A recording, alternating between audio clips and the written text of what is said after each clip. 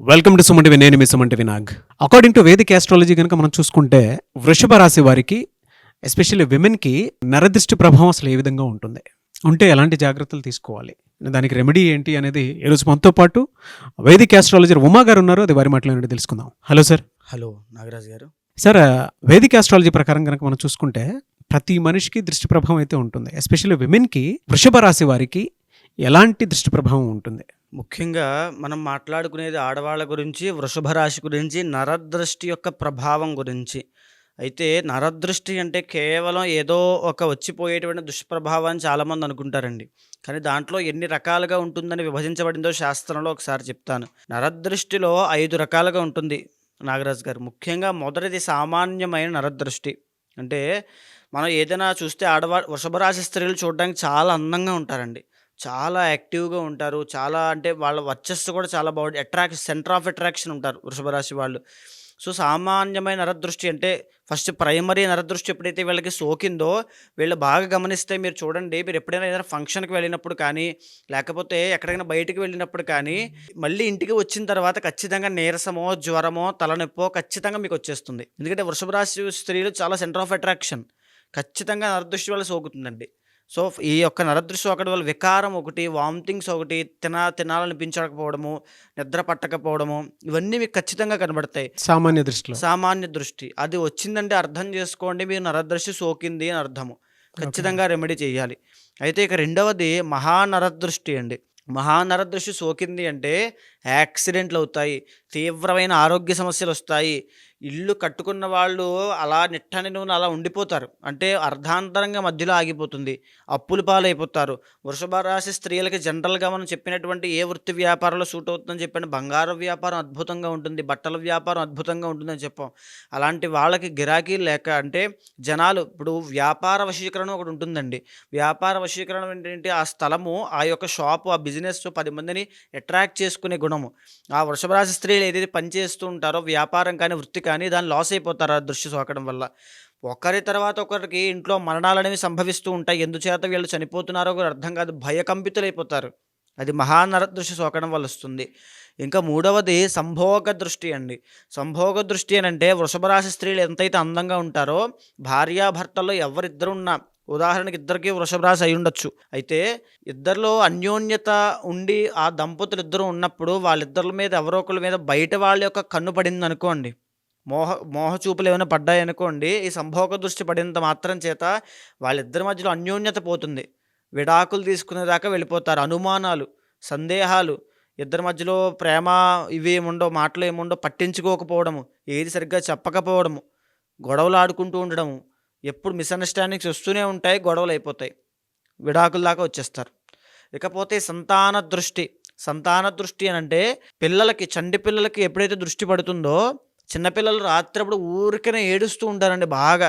అర్ధరాత్రి లేచి ఏడుస్తూ ఉంటారు తల్లిదండ్రులు పడుకోనివ్వకుండా పెద్దవాళ్ళని. ఎందుకో అర్థం కాదు. సో బయట వాళ్ళ దృష్టి వీళ్ళ సంతానం మీద ఉంటుంది ఖచ్చితంగా. అందుకే అది ఎక్కడి వరకు వెళ్తుందండి? అది చంటి పిల్లలు చనిపోయేదాకా వెళ్తుందండి. సంతాన దృష్టి చాలా ప్రమాదకరమైంది.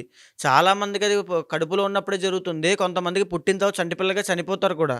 సో చాలా ప్రమాదకరమైంది. కన్సీవ్ అయినటువంటి ఆడవాళ్ళు ఎవరైనా ఉంటే వాళ్ళ మీద సంతాన దృష్టి పడింది అని అంటే కడుపులోనే మిస్‌క్యారీ అయిపోతుంది.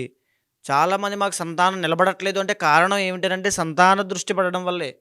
దానికి తగిన జాగ్రత్తలు ఇండివిడ్యువల్ జాతకాలు చూపించుకుని ఖచ్చితంగా చేసుకోవాలి. లేకపోతే పనవ్వదండి. అండ్ రెండవది చంటి పిల్లలకి తినాలనిపించకపోవడము, తినకపోవడము, చిక్కిపోవడము, జ్వరాలు ఊరికే రావడము, హాస్పిటల్‌లో జాయిన్ చేయడము, అస్తమానం ఏదో ఒక సమస్య చంటి పిల్లలకి వస్తుంది. అది సంతాన దృష్టి. అది వచ్చిందంటే పిల్లల అభివృద్ధి ఆగిపోతుంది. ఆరోగ్య సమస్యలు వస్తాయి. పిల్లల వల్ల ఎప్పుడూ తల్లిదండ్రులకు టార్చరే ఉంటుంది. సంతాన దృష్టి చాలా ప్రమాదకరమైందండి. ఇంకా ఐదవది సూక్ష్మ నరదృష్టి. ఇది కూడా చాలా స్లో పాయిజన్ లాంటిది నాగరాజు గారు ఇది.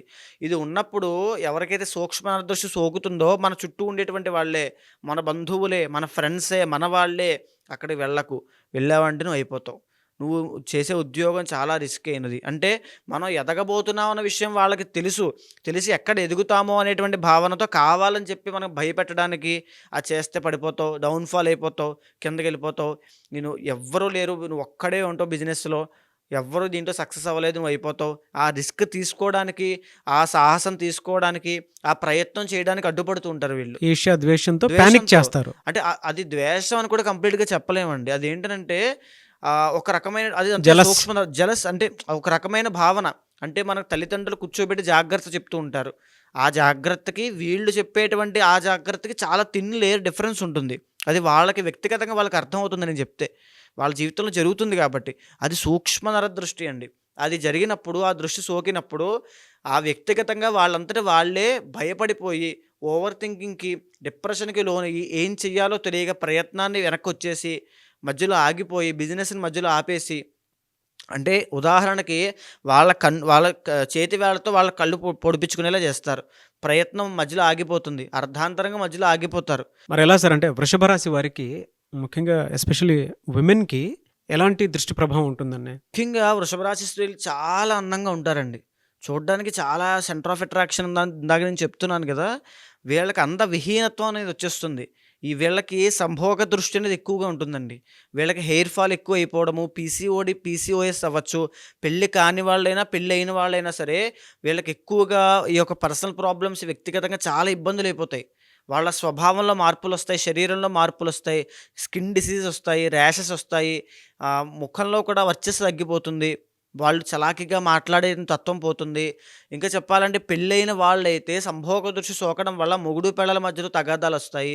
అండ్ అదే విధంగా ఇప్పుడు ప్రెజెంట్ వృషభ రాశి వారికి శని ప్లానెట్ బాగాలేదు కాబట్టి వృత్తి వ్యాపారాలలో వీళ్ళ యొక్క ఆ యొక్క సూక్ష్మ దృష్టి, సంభోగ దృష్టి పడడం వల్ల ఈ వృషభ రాశి స్త్రీలకి జాబ్ చేస్తున్నారనుకోండి, అక్కడ ఎంత కష్టపడినా, బానిసల్లా కష్టపడినా వీళ్ళకి తగిన గుర్తింపు రాదు. అది ఎందుకో వీళ్ళకి అర్థం కాదు. అదేమిటనంటే ఈ యొక్క దృష్టి సోకడం వల్ల, బయట వాళ్ళ ఇన్‌ఫ్లూయెన్స్ ఎక్కువైపోతుంది. ఇన్‌ఫ్లుయెన్స్ నరదృష్టి సోకడం వల్ల జరుగుతూ ఉంటుంది. వాళ్ళకి ఆ రికగ్నైజేషన్ రాదు. వాళ్ళ దాంట్లో ప్రమోషన్ రాదు. జీతం పెరగదు. జీతం చేతికి రాదు. వచ్చినా నిలబడదు. ఏమిటిదంతా, నేను ఎంత కష్టపడుతున్నాను, ఫ్యామిలీకి ఎంత దూరంగా ఉన్నాను అని చెప్పి బాధపడుతూ ఉంటారు. అది కేవలం నరదృష్టి సోకడం వల్లండి. సో, ఇక్కడ వృషభ రాశి స్త్రీలు కనుక మనం తీసుకుంటే ఈ సంభోగ దృష్టి సోకడం వల్ల మనం జనరల్‌గానే చూస్తాం నాగరాజు గారు, వృషభ రాశి స్త్రీలు కనుక ఏ స్వాతి నక్షత్రం వాళ్ళనో, లేకపోతే విశాఖ నక్షత్రం వాళ్ళనో పెళ్లి చేసుకున్నారో సుఖంగా ఉండలేరు వాళ్ళు. వాళ్ళకి ఆ యొక్క అన్యోన్యత అన్నది ఉండదు. సుఖశాంతులు ఇంట్లో ఉండవు. మ్యారీడ్ లైఫ్‌లో ఎక్స్‌పెక్టేషన్స్ రీచ్ అయినంత హ్యాపీనెస్ వాళ్ళ జీవితంలో ఉండదు. ఆ కాంబినేషన్ వల్ల అయ్యుండొచ్చు. ఈ యొక్క సంభోగ దృష్టి వల్ల అయ్యుండొచ్చు. ఇప్పుడు ప్రెజెంట్ నడిచేటువంటి వృషభ రాశి వాళ్ళకి కంటక శని. ఈ శని యొక్క దోషం వల్ల అవ్వచ్చు, కంప్లీట్‌గా వాళ్ళ జీవితంలో ఒక డౌన్‌ఫాల్ అనేది కనబడుతుందండి. ఆ డౌన్‌ఫాల్ అంటే మ్యారేజ్ అయిపోతుంది. అనుకున్నటువంటి ఏదో పెళ్లి అయిపోతుంది. ఇంట్లో వాళ్ళు పెళ్లి చేస్తారు. ఓకే. కానీ పెళ్లయిన తర్వాత భర్త దగ్గర నుంచి సరైనటువంటి అన్యోన్యత రాదు. ప్రేమ అనేది పొందలేరు వీళ్ళు. వీళ్ళు ఎంత చూపిస్తున్నా వాళ్ళ దగ్గర నుంచి అది రాదు. అదే విధంగా వీళ్ళు కష్టపడుతూ ఉంటారు. వీళ్ళు ఏదో చిన్నదో, పెద్దో పని చేస్తూ కష్టపడుతూ ఉంటారు. వీళ్ళకి సక్సెస్ రాదు. వీళ్ళకి గుర్తింపు రాదు. వీళ్ళకి డబ్బులు రావు. డబ్బులు నిలబడవు. ఎప్పుడైతే ఈ నరదృష్టి సోకుతుందో, ఇప్పుడు జనరల్‌గా ఇప్పుడు నడిచేటువంటి వృషభ రాశి స్త్రీలకి కంటక శని ఉందో, ఇది వెళ్ళేంత వరకు ఈ దృష్టి ప్రభావం తీవ్రంగా ఉండే అవకాశాలు ఎక్కువుంటాయండి. ఇప్పుడు నేను మాట్లాడే విషయం వాళ్ళకి చాలా డీప్‌గా అర్థమవుతుంది. ఎందుకనంటే వృషభ రాశి స్త్రీలు ఖచ్చితంగా ఇప్పుడు ఫేస్ చేసేవి ఇవన్నీ కూడా అండి. ఈ కంటక శని వల్ల అవ్వచ్చు, సంభోగ దృష్టి వల్ల అవ్వచ్చు, వీళ్ళకి నేను చెప్పిన హెల్త్ ఇష్యూస్ సూక్ష్మ అవ్వచ్చు, దృష్టి వల్ల. సూక్ష్మ దృష్టి వల్ల వాళ్ళ ఇంట్లో వాళ్ళ యొక్క ప్రెషర్ అవ్వచ్చు, వాళ్ళ చుట్టూ ఉండే ఫ్రెండ్స్ యొక్క ఇదొక బ్రెయిన్ వాష్ అవ్వచ్చు. ఇవన్నీ కూడా వాళ్ళకి అర్థమవుతాయి. మీకేవైనా ఇంకా ఈ దృష్టి దోషం వల్ల ఏమైనా ఇబ్బందులుంటే ఖచ్చితంగా కమెంట్ చేయండి. అది దేనివల్ల వస్తున్నాయని మనం వచ్చే దాంట్లో మనం మాట్లాడదాము. అయితే జనరల్‌గా ఇప్పుడు ఈ జనవరి మాసం దగ్గర నుంచి, జనవరి మంత్ దగ్గర నుంచి మార్చ్ దాకా వీళ్ళకి దృష్టి ప్రభావం తీవ్రంగా ఉండబోతుంది. సో, వీళ్ళకి సరైనటువంటి అభివృద్ధి రాదు. గుర్తింపు రాదు. వీళ్ళ ఫ్యామిలీ నుంచి అంత సపోర్ట్ కూడా అందదు. ఏదో వీళ్ళకి వీళ్ళు అనుకుంటూ ఉంటారు. ఏదో ఓకే. పర్లేదు నా జీవితంలో ఏదో ఓకే. కానీ సరైనటువంటి గుర్తింపు అది రాదండి వీళ్ళకి. ఎంత కష్టపడినా పాపం ఇప్పుడు ఈ 3 నెలలు కూడా. ఎప్పుడైతే మార్చి తర్వాత నుంచి వీళ్ళకి శని యొక్క దోషం పోయి మే 15 దగ్గర నుంచి గురుడు సెకండ్ హౌస్‌లోకి రాబోతున్నాడో వృషభ రాశి స్త్రీలకి, వీళ్ళ జీవితంలో అభివృద్ధి ఎప్పుడైతే కనబడుతుందో మహానరదృష్టి అనేటువంటిది వీళ్ళ మీద పడుతుంది. అంటే వీళ్ళు ఎంత సంపాదించేస్తోంది, అంత సంపాదించేస్తోంది. ఇవి కొంటోంది, అవి కొంటోంది. ఇంట్లో పెళ్లి అయిపోతుంది, వీళ్ళ ఇంట్లో చాలా ఘనంగా అయిపోతుంది. వీళ్ళ ఇంట్లో బాగా డబ్బులున్నాయి, బాగా ఖర్చు పెడుతున్నారు. అంటే నిజానికి వీళ్ళు పడేటువంటి కష్టం కన్నా ఈ దృష్టి ప్రభావం తీవ్రం అయిపోతుందండి. 2025లో మహానరదృష్టి. వృషభ రాశి స్త్రీలకి నేను చెప్పేది ఏంటంటే అమ్మా, ఈ మార్చి దగ్గర నుంచి అక్టోబర్ దాకా మీరు మహానరదృష్టి ప్రభావంలో పడబోతున్నారు. ఖచ్చితంగా మీకు గాయాలు పాలయ్యేటువంటి అవకాశాలు ఉంటాయి. మీ ముఖ వర్చస్సు తగ్గేటువంటి అవకాశాలు ఉంటాయి. పీసీఓడీ కానీ, పీసీఓఎస్ కానీ, బ్లడ్ రిలేటెడ్ ఇష్యూస్ కానీ, స్కిన్ రిలేటెడ్ ఇష్యూస్ కానీ, హెయిర్ ఫాల్ కానీ, ఇవన్నీ కూడా మీ మీద తీవ్రంగా ప్రభావం చూపించేటువంటి అవకాశాలు ఎక్కువ ఉంటాయి. కాబట్టి మీకున్నటువంటి విషయాలు ఏదైతే లోపల ఉంటాయో బయటికి చెప్పే ప్రయత్నం చేయకండి. ఎక్స్‌పోజ్ అవ్వద్దు. ఈ మార్చ్ దగ్గర నుంచి అక్టోబర్ దాకా చాలా జాగ్రత్తగా ఉండాలి. ఖచ్చితంగా వీళ్ళు ఈ యొక్క వృషభ రాశి స్త్రీలు ప్రత్యంగిర హోమం చేయించాలండి. ఈ జనవరి మాసంలోనే చేయిస్తే ఈ యొక్క ప్రభావము ఈ 9 మాసాలు కనబడుతుంది వీళ్ళకి. లేకపోతే ఆ మహానరదృష్టి ప్రభావాలు సంపాదించిందంతా కూడా నిలబడకుండా వెళ్ళిపోతుంది. విపరీతమైన ఖర్చు. అయిన వాళ్ళకి, కాని వాళ్ళకి కూడా డబ్బులు ఖర్చు పెట్టాల్సొస్తుంది. తరువాత ప్రతిరోజు కూడా స్వామివారికి సుబ్రహ్మణ్య స్వామి వారి దర్శనం చేసుకోవాలి. వృషభ రాశి స్త్రీలు ఎస్పెషల్‌గా ప్రతి మంగళవారము ఉపవాసం ఉండండి. సుబ్రహ్మణ్య స్వామి దర్శనం చేసుకోండి.